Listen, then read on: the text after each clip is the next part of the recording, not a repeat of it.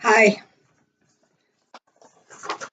day 25, 30-day relationship ready boot camp. And yes, I missed yesterday, and that's because I'm sick, and I was even more sick yesterday, and I didn't really want to come on. Plus, I didn't have a lot to say. But today I do have a few things to talk about. First of all, day 25, wow, it's going by really fast. There's only a handful of days left. And, well, first of all, a couple of things. Last night I was talking to Jay about stuff. I mean, he called during the time when the girls were or it's time for the girls to get ready for bed. And he wanted to stay on because he wanted to listen to my parenting style, which, of course, doing my best when someone's on the phone with me.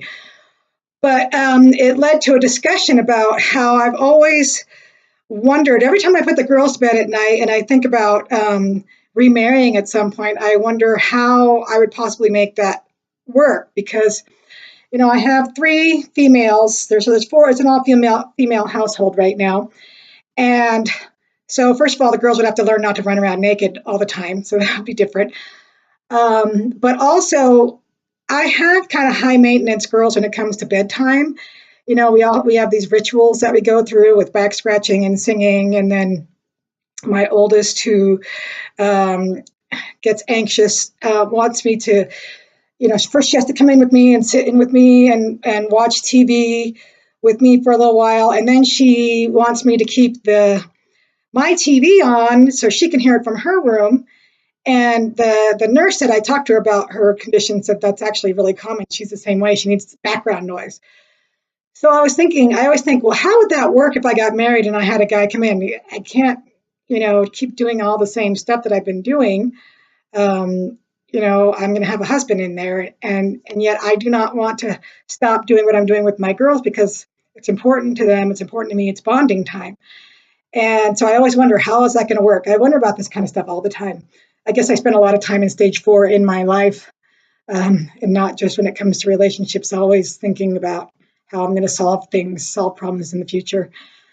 But Jay talked me through it, and he said, if it were me, and I came in, I would insist that you keep that the ritual going that you already do, and I would probably just go take a walk for an hour or do something different because it's important that you are mothering your kids. And I think it's a good solution. I don't know if it's the one I would end up with, but the main thing that I took away from that was that, wow, a man can be logical and kind and self-sacrificing.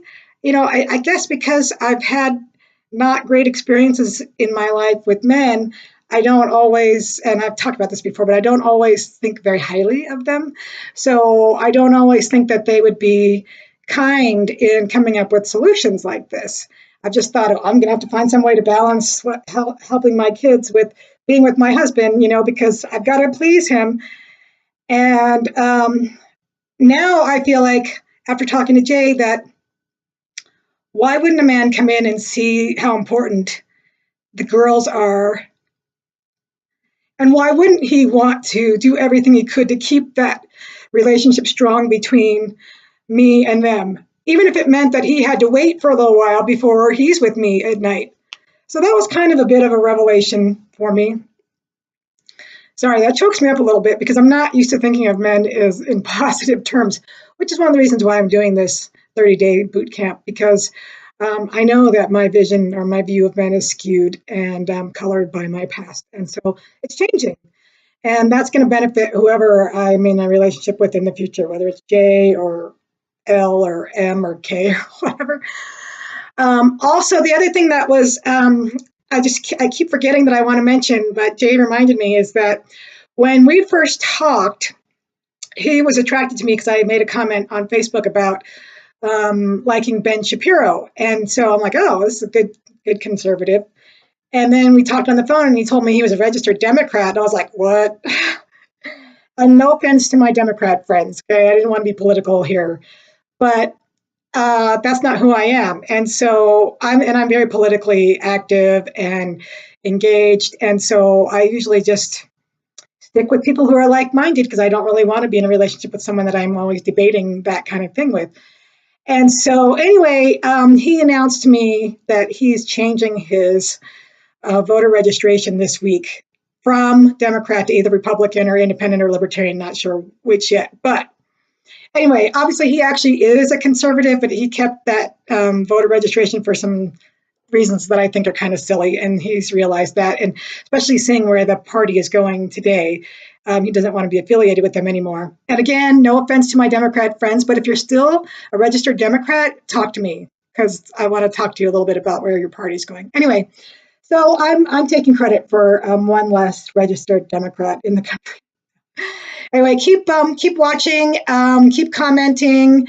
We're winding down. We're getting close to day 30, and Jay and I are going to do a podcast sometime after day 30. I don't know when yet, but I want to get questions from you guys who've been following this whole 30 days for Jay and for me that we will answer on the podcast. So if there's something that's some burning question you've had, especially for Jay, because he hasn't been out here talking, start thinking about it and send those to me because I want to answer your questions. We'll talk, but I really want to answer your questions. All right.